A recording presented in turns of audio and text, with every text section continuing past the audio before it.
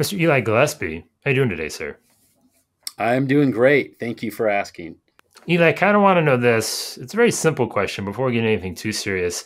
What's something that you've seen, or maybe your own personal threshold on when knowing something is enough, like having too much of something? When knowing something is enough, Yeah, it like just in life in just general, in general. Yeah, like quantities of things, anything that comes to mind that stands out. Like that's excessive. I probably don't need that much of something. the most immediate thing that comes to mind is my house. I am somewhat of a minimalist and I like to be really organized. And clutter and just stuff is just distracting for me to be able to think. Somehow the visual of stuff nearby makes it hard for me to do anything. So if there's clutter in the house, that's when I know I've had enough. Or a little storage garage is hard to walk through. That's an indicator that I've had enough, and it's time to purge and get rid of some of my wife's things. But I have to ask her first. Yeah, I always ask first, and that's a very healthy and responsible answer, I would say. I was going to go something a little more like irresponsible, like a king size candy bar. Any sort of large quantities of food generally is where things get out of control. Children sometimes, having too many children. I say four is a lot, five is irresponsible in some cases. I, But I don't know about children yet. I don't know if I've had enough because I have three right now, and my wife is pregnant with number four. And just with how busy everything is, it feels like, and she gets morning sick pretty bad. So right now, it definitely feels like enough. But also having the three kids, outside of the work it takes when you just have those moments, it does not feel like enough. I feel like I could just keep going. I'm motivated to keep going with kids. The only thing is there's some point where it will be enough, which is house is too small. I don't know. Cars can't fit them all. I'm too old. There's some point. I haven't hit that that, point yet with kids. those are all very practical, logistical challenges that I Mm-hmm. often contemplate myself. Let's move this over to the insurance side of things. And I don't know that we ever necessarily find ourselves saying that we have too much of something. Maybe too much of paper, too many questions, too many things like that. But is there Yeah. something maybe that stands out to you where we should have more of something that we don't, or maybe you do have something that you feel like, man, listen, this is just too bloated. Like let's figure out a better way. You know what? There is something in it, and it does feel like there's enough. I feel like there's enough programs and applications and technology. I feel like there's enough of that right now. In fact, Okay. and I like it all. Actually, I'm bullish on technology. I use it and I embrace it. Not because I love it, but because I just feel like I have no choice. We constantly have to be more productive and more efficient, and there's just you can't do things the old way because it's too slow and clients' expectations change and there's more demand on us. So we have to evolve with technology.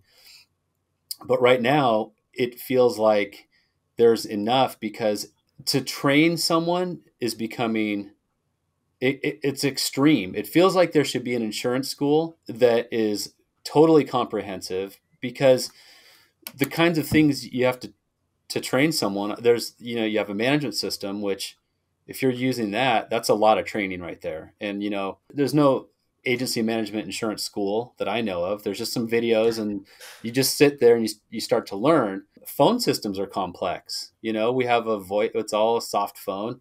It's not easy to make a call. You have to learn how to use the phone. You have the whole Microsoft suite that takes the 365. That takes learning to train people on. And I know because I bought this agency where they were learning these things for the first time, and their minds are blown. It's just a lot to hit it all at once. It's a lot of training. And then we have all these other things like quoting, whether it's a rating. So you have every company website that has its own unique Yep. things. So there's at Yeah. least 20 of those. We have a rater, we have Appulate, which is kind of like a rater. We have Indio, which is for info gathering back and forth. We have Rocket referrals. And these are all things that I like and are very, very useful, but they are complex. And I'm trying to hire a VA right now, and just creating logins for him it's a full day project, which is it's intense. I mean, think about that. When's the last time you had a whole day? I'm just taking the day off because I'm going to do logins. I'm going to create logins for someone. And then you have to find out, okay, is this a new seat? How do I do a login? Do I need to add a new user? Am I paying for this user? So you're doing constant contact with all these vendors. And it just makes me wonder how, if we keep getting more complex and keep adding more programs and apps. And I mean, I don't even really use a full-fledged CRM. Like I have Agency Zoom. I haven't even started to learn that. I have Zywave. I need to do a lot of training on that to really make that effective. And then the difficult part is I'm the one that initiates these projects, these programs. So it's kind of incumbent upon me to learn them, so I at least know what's going on. But what happens is I'm I'm the answer man all day, right? So, hey guys, we're using Indio, and I'm getting questions all day from my employees. Hey, what do we do here? What do we do here? And I need to delegate that off, and I do, but it's a lot of stuff coming at me, So You created your own monster, Eli. Yeah, it really feels like that. I think that's a very interesting statement, right? Because a lot of the sentiment, has been, more technology, more integration. And maybe that's the piece. I think it's that it is a bit of like the Wild West, right? We're playing catch up for maybe all these years. I'm not saying that you have a solution, but from your seat, like if you had to streamline things a little bit, where do you think there are opportunities to maybe make like your day-to-day life maybe a little bit easier to get things done? Well, I'm starting to use more focused outsourced help, whether it's for accounting, like I mentioned, the VA. I'm using the VA just really right now for specific backstage tasks that he can do without needing to correspond and talk to clients, and he can really do on his own time and not be interrupted with customer service.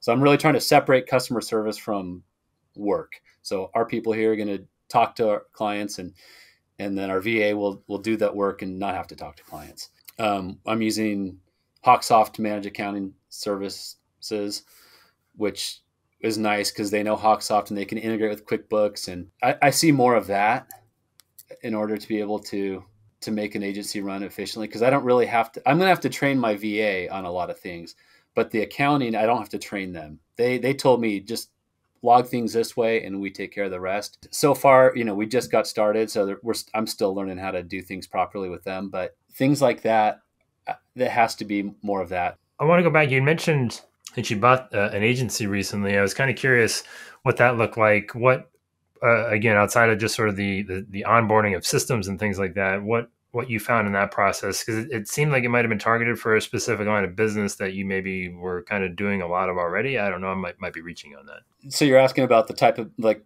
what led me to consider that agency? Yes. How's it going? Yeah. It's going good. Like as far as numbers, it's profitable.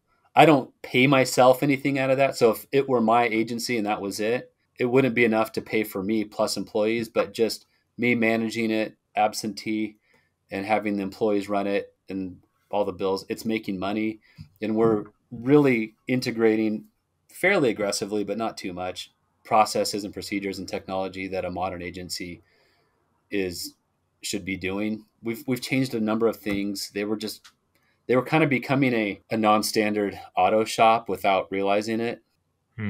It's unfocused. They were writing a lot of non-standard auto, just accepting calls and quotes, and they weren't putting fees, so they were getting more of it, but they were doing these cash transactions, and so I had to learn a little bit about having to operate non-standard auto, and so we made changes there. So we're making changes, and it's working out for the better. There's still a lot of reminding of, hey, this is remember to check the shared email inbox, stuff like that. Because they didn't check any really inbox shared email. It's a foreign concept. Agency management system is a foreign concept. So still a lot of coaching and mentoring on that stuff. But I feel like it's making progress. I liked the agency because it was in Southern California where I'm at and not too far. So I could drive out there for a day. It was focused on farm, which is historically what we've been focused on, which right now is giving me the most pain. But out there, it's in the desert, so there's not as much wildfire hazard, so we don't have to deal with cancellations to the same degree. So that was what got me interested, and really that was just something I wanted to do. It's grow by acquisition, so I've been just thinking about it and talking to some guys about doing it who are going to sell their agency to me. And so this one came up, and I just went for it, for better or worse. And hopefully for better. I think it's for better so far. I think you can be upbeat about it, Eli. Why Yeah. not? Well, so I mean, I guess the interesting part is I don't know if I want to ask this question, but I'm kind of curious what the answer is. So, seeing where agency that you're bringing into the fold of all the stuff that you're doing, Uh-huh.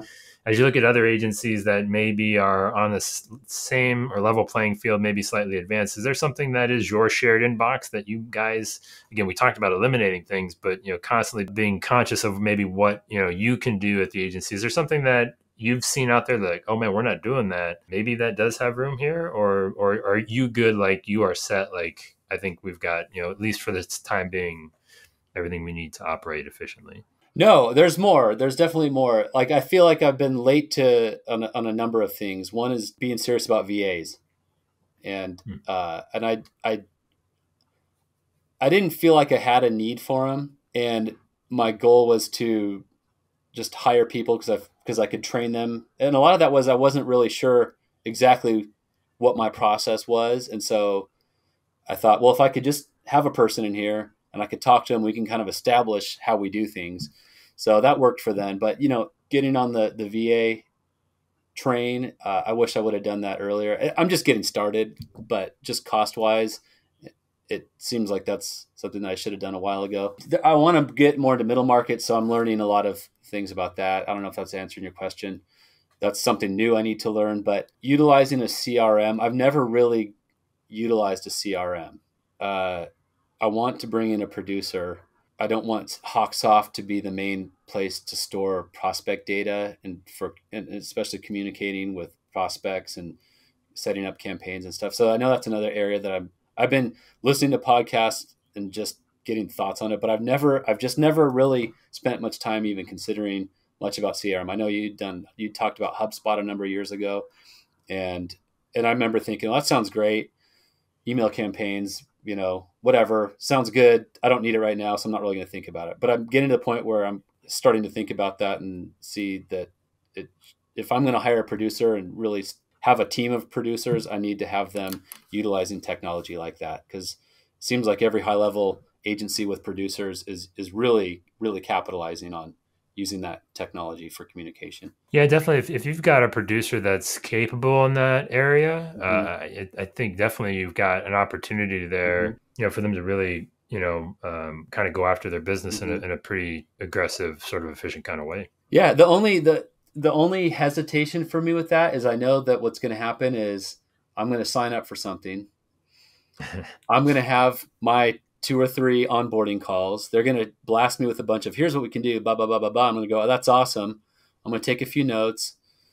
I'm going to try to remember what they taught me, and then I'm going to start watching some videos on my own. That'll fade because urgent things will take over.